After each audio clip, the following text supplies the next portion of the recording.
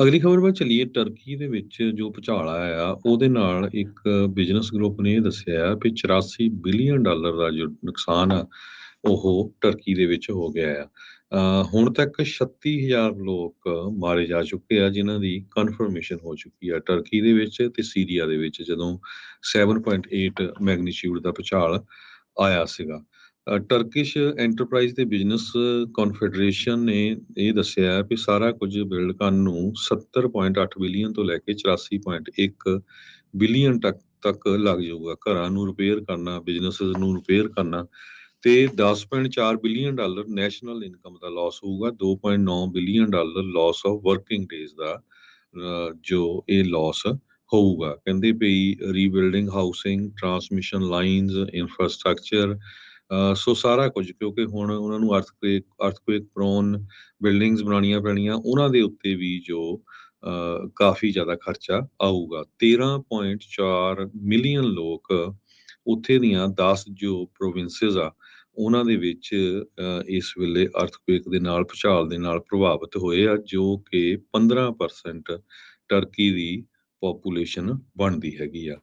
1999 ਦੇ ਵਿੱਚ north West turkey ਦੇ ਵਿੱਚ ਇੱਕ ਭੁਚਾਲ ਆਇਆ ਸੀ। ਉਹ ਤੋਂ ਬਾਅਦ ਇਹ ਇੰਨਾ ਵੱਡਾ ਜੋ ਭੁਚਾਲ ਆਇਆ ਹੈਗਾ। ਗਵਰਨਮੈਂਟ ਇਹ ਫੋਰਕਾਸਟ ਕਰ ਰਹੀ ਹੈ ਵੀ ਉੱਥੇ ਦੀ ਗਰੋਥ 2022 ਚ 5% ਸੀ ਤੇ 2023 ਚ ਅਰਥਕੁਏਕ ਤੋਂ ਪਹਿਲਾਂ 5.5% ਹੋਊਗੀ। ਪਰ ਹੁਣ ਜਦੋਂ ਇਹ ਭੁਚਾਲ ਆਇਆ, ਇੰਨਾ ਨੁਕਸਾਨ ਹੋਇਆ, ਹੁਣ ਲੱਗਦਾ ਨਹੀਂ ਵੀ ਉੱਥੇ ਜਿਹੜੀ ਇਕੋਨਮੀ ਆ ਉਹ ਵੀ ਇੰਨਾ ਜ਼ਿਆਦਾ ਅਸਰ ਕਰੂਗੀ। ਤੇ ਦੂਸਰੇ ਪਾਸੇ ਜੋ ਹਿਊਮਨਟੇਰੀਅਨ ਆਰਗੇਨਾਈਜੇਸ਼ਨਸ ਆ ਉਹ ਪੂਰੇ ਜ਼ੋਰ ਸ਼ੋਰ ਦੇ ਨਾਲ ਉੱਥੇ ਸੇਵਾ ਭਾਵਨਾ 'ਚ ਲੱਗੀਆਂ ਆ। ਸੀਰੀਆ ਦੇ ਵਿੱਚ ਵੀ, ਟਰਕੀ ਵਿੱਚ ਵੀ ਖਾਲਸਾ ਏਡ ਵਾਲੇ ਵੀ ਜੋ ਸਿੱਖਾਂ ਵੱਲੋਂ ਉੱਥੇ ਪਹੁੰਚੇ ਹੋਏ ਆ ਤੇ ਲੰਗਰਾਂ ਦੀ ਸੇਵਾ ਕਰ ਰਹੇ। ਬਿਲਕੁਲ 35,000 ਬੰਦਾ ਹੁਣ ਤੱਕ ਉੱਥੇ ਮਰ ਚੁੱਕਾ ਆ ਟਰਕੀ ਤੇ ਸੀਰੀਆ ਦੇ ਵਿੱਚ। ਇੱਥੇ ਇੱਕ ਜਿਹੜਾ ਹਰਜੋਤ ਸਿੰਘ ਜੀ ਸਵਾਲ ਇਹ ਵੀ ਲੋਕ ਜਿਹੜੇ ਉਠਾ ਰਹੇ ਨੇ, ਕਹਿੰਦੇ ਵੀ ਜਦੋਂ ਪੈਰਿਸ ਦੇ ਵਿੱਚ ਇੱਕ ਚਰਚ ਜਿਹੜਾ ਡਿੱਗਾ ਸੀ, ਬਹੁਤ ਪੁਰਾਣਾ, ਹਜ਼ਾਰਾਂ ਸਾਲ ਜੀ। ਪੁਰਾਣਾ ਜਿਹੜਾ ਟਰਕ ਡਿੱਗਾ ਸੀ, ਉਹਦੇ ਲਈ ਬਿਲੀਅਨ ਡਾਲਰ ਇਕੱਠਾ ਕਰਨਾ ਸੀ ਤਾਂ ਉਹਨਾਂ ਨੇ 1-2 ਦਿਨ ਦੇ ਵਿੱਚ ਹੀ ਇਕੱਠਾ ਜਿਹੜਾ ਉਹ ਕਰ ਲਿਆ। ਤੇ ਹੁਣ ਸੀਰੀਆ ਵੱਲ ਨੂੰ ਕੋਈ ਮੂੰਹ ਕਰਕੇ ਵੀ ਜਿਹੜਾ ਉਹ ਰਾਜੀ ਨਹੀਂ, ਜਿੱਥੇ ਲੋਕ ਠੰਡ ਦੇ ਨਾਲ ਤੇ ਇਹਦੇ ਕਰਕੇ ਆਲਰੇਡੀ ਜਿਹੜੇ ਉਹ ਮਰ ਰਹੇ ਹੈਗੇ ਆ। ਸੋ ਕਹਿੰਦੇ ਵੀ ਇਹ ਵੀ ਕਿਤੇ ਨਾ ਕਿਤੇ ਵੈਸਟਰਨ ਮੁਲਕਾਂ ਦੇ ਵਿੱਚ ਰਹਿ ਰਹੇ ਲੋਕ ਤੇ ਵੈਸਟਰਨ ਮੁਲਕਾਂ ਦੀ ਅਣਗਹਿਲੀ ਆ ਤੇ ਅਣਦੇਖਾਪਨ ਜਿਹੜਾ ਉਹ ਦੇਖਣ ਨੂੰ ਇਸ ਟਾਈਮ ਮਿਲ ਰਿਹਾ ਹੈਗਾ ਆ। ਤੇ ਜਿੱਦਾਂ ਤੁਸੀਂ ਦੱਸਿਆ ਆ ਵੀ ਲੋਕ ਵੱਖ-ਵੱਖ ਥਾਵਾਂ ਤੋਂ ਮਦਦ ਕਰਨ ਦੇ ਲਈ ਉੱਦਾਂ ਪਹੁੰਚ ਰਹੇ। ਨਹੀਂ ਆ ਵੀ ਸਾਰੇ ਜਾਣੇ ਇੱਦਾਂ ਦੇ ਹੋਣਗੇ, ਪਰ ਇਸ ਰਵੱਈਏ ਦੇ ਉੱਤੇ ਲੋਕ ਜਿਹੜੇ ਜ਼ਰੂਰ ਸਵਾਲ ਉੱਠਦੇ ਨੇ। ਟਰਕੀ ਦੇ ਵਿੱਚ ਜਿਹੜੇ ਹਾਊਸ ਦੇ ਕੰਟਰੈਕਟਰਸ, ਜਿਹੜੇ ਬਿਲਡਰਸ ਆ, ਉਹਨਾਂ ਨੂੰ ਹੁਣ ਕਹਿੰਦੇ ਆ ਵੀ ਅੰਦਰ ਕਰਨ ਦਾ ਸਿਲਸਿਲਾ ਸ਼ੁਰੂ ਹੋ ਸਕਦਾ ਆ ਵੀ ਇੰਨੀਆਂ ਭੈੜੀਆਂ ਬਿਲਡਿੰਗਾਂ ਆਈਆਂ, ਕੋਡ ਦੇ ਮੁਤਾਬਕ ਬਿਲਡਿੰਗਾਂ ਜਿਹੜੀਆਂ ਉਹ ਕਿਉਂ ਨਹੀਂ ਬਣੀਆਂ। ਕਿਉਂਕਿ ਕਈ ਬਿਲਡਿੰਗਾਂ ਬਚੀਆਂ ਵੀ ਹਰਜੋਤ ਸਿੰਘ ਜੀ, ਆਬਵੀਅਸਲੀ ਜਦੋਂ ਅਰਥਕੁਏਕ ਆਉਂਦਾ ਆ ਬਿਲਡਿੰਗਸ ਡਿੱਗਦੀਆਂ ਨੇ, ਪਰ ਕੀ ਇੰਨੀਆਂ ਜ਼ਿਆਦੀਆਂ ਡਿੱਗ ਜਾਣੀਆਂ ਚਾਹੀਦੀਆਂ ਸੀਗੀਆਂ।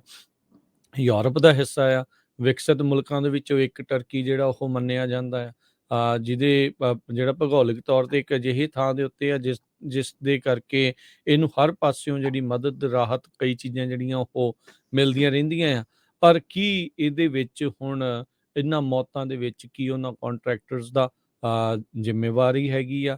ਇਸ ਦੇ ਉੱਤੇ ਹੁਣ ਟਰਕੀ ਕਹਿੰਦੇ ਆ ਵੀ ਸਟ੍ਰਿਕਟ ਐਕਸ਼ਨ ਜਿਹੜਾ ਉਹ ਸ਼ਾਇਦ ਲੈ ਸਕਦਾ ਆ। ਸੋ ਆਪਾਂ ਉਦਣ ਵੀ ਗੱਲ ਕਰ ਰਹੇ ਸੀ ਹਰਜੋਤ ਸਿੰਘ ਜੀ ਵੀ ਇਹਦੇ ਵਿੱਚ ਕੁਛ ਨਾ ਕੁਛ ਤਾਂ ਰਹਿੰਦਾ ਹੀ ਆ। ਜਿੱਥੇ ਕੋਈ ਪੁੱਛਦਾ ਨਹੀਂ ਆ ਤੇ ਉੱਤੇ ਫਿਰ ਜਿਹੜੀਆਂ ਕੋਡਸ ਆ ਉਹਨਾਂ ਦੀਆਂ ਧੱਜੀਆਂ ਜਿਹੜੀਆਂ ਆ ਉਹ ਉਡਾਈਆਂ ਜਾਂਦੀਆਂ ਆ। ਸੋ ਉਹ ਹੁਣ ਫੋਰਫਰੰਟ ਦੇ ਉੱਤੇ ਮਸਲਾ ਜਿਹੜਾ ਇਸ ਟਾਈਮ ਆ ਚੁੱਕਾ। ਯਾਦ ਹੋਣਾ ਹਰਜੋਤ ਸਿੰਘ ਜੀ, ਫਲੋਰੀਡਾ ਦੇ ਵਿੱਚ ਇੱਕ ਅਪਾਰਟਮੈਂਟ ਕੰਪਲੈਕਸ ਡਿੱਗਾ ਸੀਗਾ ਬਿਲਕੁਲ ਤੱਟ ਦੇ ਜਿਹੜਾ ਉਹ ਲਾਗੇ। ਬਾਅਦ ਦੇ ਵਿੱਚ ਉਹਦੇ ਨਾਲ ਦੇ ਜਿਹੜੇ ਕਈ ਬਣੇ ਸੀ ਉਹਨਾਂ ਨੂੰ ਖਾਲੀ ਵੀ ਜਿਹੜਾ ਉਹ ਕਰਵਾ ਦਿੱਤਾ ਗਿਆ ਸੀ। ਉਦੋਂ ਵੀ 50 ਤੋਂ ਵੱਧ ਮੌਤਾਂ ਜਿਹੜੀਆਂ ਉਸ ਮਾਮਲੇ ਦੇ ਵਿੱਚ ਹੋਈਆਂ ਸੀ। ਪੂਰੀ ਦੀ ਪੂਰੀ ਬਿਲਡਿੰਗ ਹੀ ਜਿਹੜੀ ਉਹ ਡਿੱਗ ਗਈ ਸੀਗੀ ਥੱਲੋਂ ਖੁਰ ਕੇ।